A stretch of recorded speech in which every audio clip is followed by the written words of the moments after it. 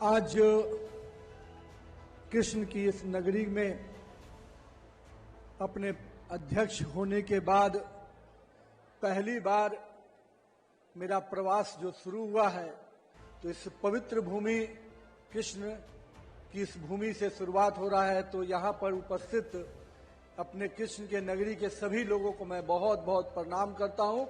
इस पवित्र भूमि को भी नमन करता हूँ। श्री कृष्ण के इस नगरी में मेरे पहले भी आना हुआ है, कई बार आगमन हुआ है, पर मैं आज कह सकता हूं कि अपने इस अध्यक्षीय कार्यकाल की शुरुआत अगर इस नगरी से हुई है तो निश्चित रूप से उत्तर प्रदेश कहीं न कहीं देश का उत्तम प्रदेश बनकर उभरा है।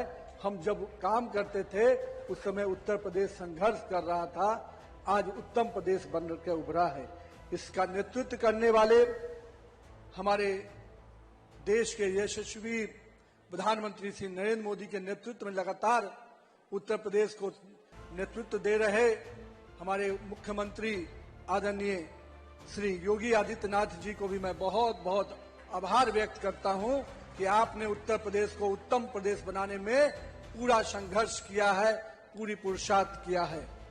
हमारे बीच में उपस्थित भारतीय जनता पार्टी के प्रदेश के अध्यक्ष पंकज चौधरी जी, हमारे राष्ट्रीय महामंत्री आदरणीय दुष्यंत गौतम जी, मंच पर उपस्थित आदरणीय सतीश जी, हमारे क्षेत्रीय अध्यक्ष आदरणीय अशोक कटारिया जी, निर्मय पांडे जी, हमारे हरिशंकर जी, राजू यादव जी, लक्ष्मी नारायण जी, प्रदीप सिंह जी, विनोद अग्रवाल जी, हमारे श्रीकांत शर्मा जी और तेजेश्वर सिंह जी, श्री किशन सिंह जी और हमारे अक्षय पात्र के वरिष्ठ हमारे गुरुजन चंचला जी, अंकुर दास जी, अनंत वीर दास जी, मैं आप सबको भी नमन करता हूं। साथ ही साथ यहाँ पर उपस्थित अपने पार्टी के सभी वरिष्ठ नेतृत्वगण जो यहाँ पर मंच पर उपस्थित हैं, साथ ही साथ इस कार्यक्रम में उपस्थित पार्टी के सभी कार्यकर्ताओं का भी अभिवादन करता हूं। मित्रों, हम लोग को ध्यान में है कि जब पहले हम लोग उत्तर प्रदेश की धरती पे आते थे तो यहाँ की चर्चा किस प्रकार की होती थी। माननीय मुख्यमंत्री जी अभी हम लोग को बता रहे थे कि किस प्रकार से बीमारू राज्य की चर्चा होती थी, तो उत्तर प्रदेश, बिहार जैसे राज्यों का नाम लिया जाता था। पर हमें सौभाग्य मिला है कि हमारे देश के यशस्वी प्रधानमंत्री श्री नरेंद्र मोदी जी के नेतृत्व में आज देश का हर राज्य विकसित राज्य बनकर उभर रहा है और उत्तर प्रदेश उसका नेतृत्व कर रहा है।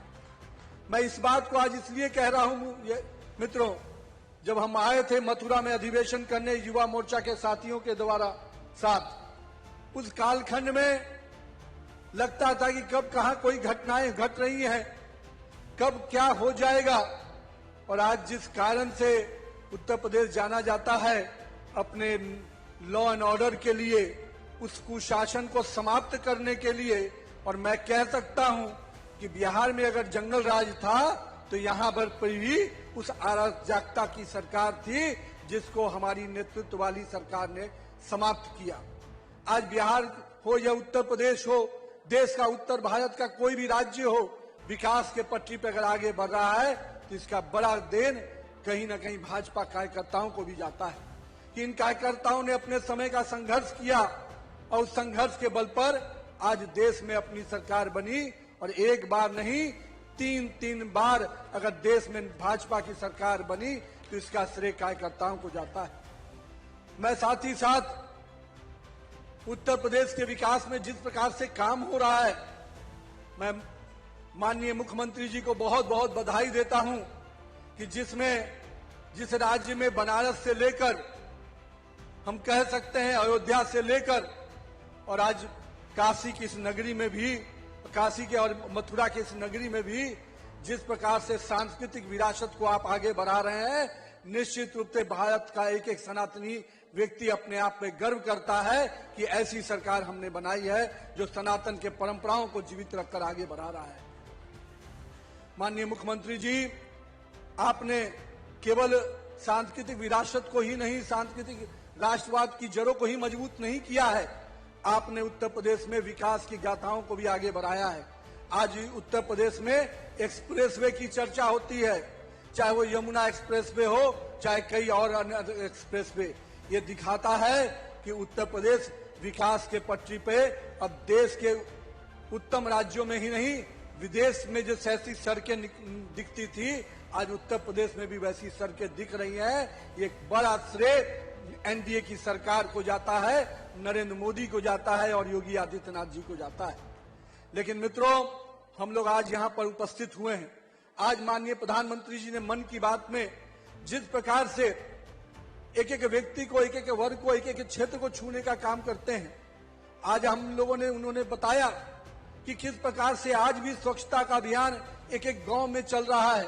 लोगों के अंदर जो 2014 में उन्होंने जिसकी शुरुआत की थी, आज आम जनमानस के व्यवहार का विषय बन गया है। ये स्वच्छता क्रांति माननीय प्रधानमंत्री जी की जो देन है, उससे आज भारत का हर जनमानस जुड़ रहा है। और ये बहुत बड़ी उपलब्धि इसलिए भी है कि जिस भारत के बारे में लोग तरह तरह की बातें करते थे, आज भारत वो स्वच्छता के नाम पर जाना जाता है, स्वच्छता के प्रतीक के रूप में आगे उभर रहा है। ये निश्चित रूप से माननीय प्रधानमंत्री नरेंद्र मोदी जी का देन है। माननीय प्रधानमंत्री जी ने हमेशा राज्य में, देश में विकास की योजनाओं को आगे बढ़ाने के लिए अंतिम व्यक्ति को विकास की योजनाओं से जोड़ने का हमेशा प्रयास किया।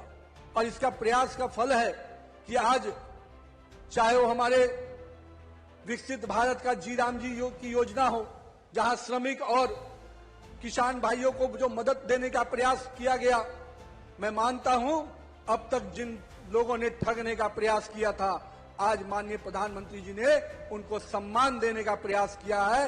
मैं मानता हूं कि 125 दिन की गारंटी देना निश्चित से श्रमिक भाइयों के सम्मान को बढ़ाने का काम किया है।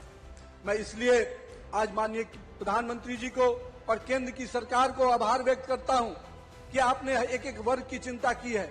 आपने अन्नदाता की भी चिंता की, आपने महिलाओं की भी चिंता की और स्टार्टअप जैसी योजनाओं से देश के युवाओं की भी आपने चिंता की है।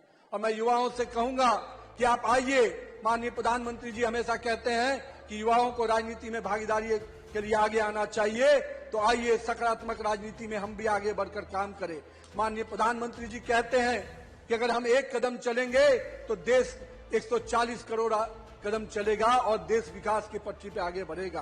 तो हम सभी युवाओं से भी आग्रह करेंगे कि इस उत्तर प्रदेश को विकसित उत्तर प्रदेश बनाने में योगी आदित्यनाथ जी काम कर रहे हैं, लेकिन हम यहाँ पर उपस्थित कार्यकर्ताओं को भी उनके साथ कदम से कदम मिलाकर चलना होगा, तभी उत्तर प्रदेश को हम विकसित उत्तर प्रदेश की श्रेणी में ले जाएंगे।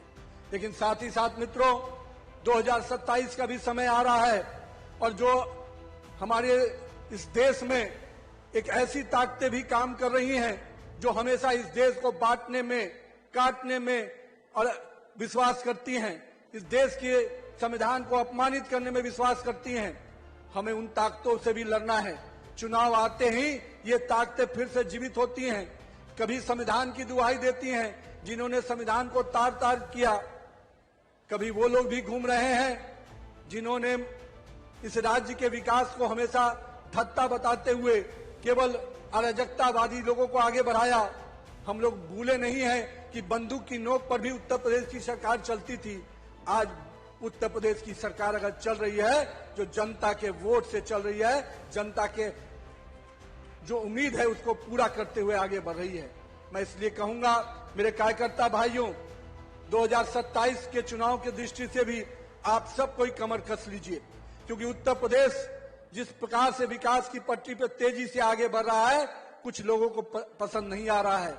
जो लोग राजनीति को मैं मानता हूं टाइम पास समझते हैं, जो कुछ समय चुनाव आएगा तो आते हैं और फिर विदेश चले जाते हैं, वो उनको भी सबक सिखाने का समय फिर आता है। इसलिए 2027 के चुनाव के दृष्टि से भी मैं कार्यकर्ताओं से आग्रह करूंगा, अपने बूथ को मजबूत कीजिए। आज मन की बात हम लोगों ने सुनी है, अब अगले फरवरी महीने में भी हर बूथ पर हम मन की बात को सुनेंगे और माननीय प्रधानमंत्री जी का जो देश और दुनिया को जो निर्देश रहता है, उसके साथ साथ हम अपने बूथ को भी मजबूत करेंगे।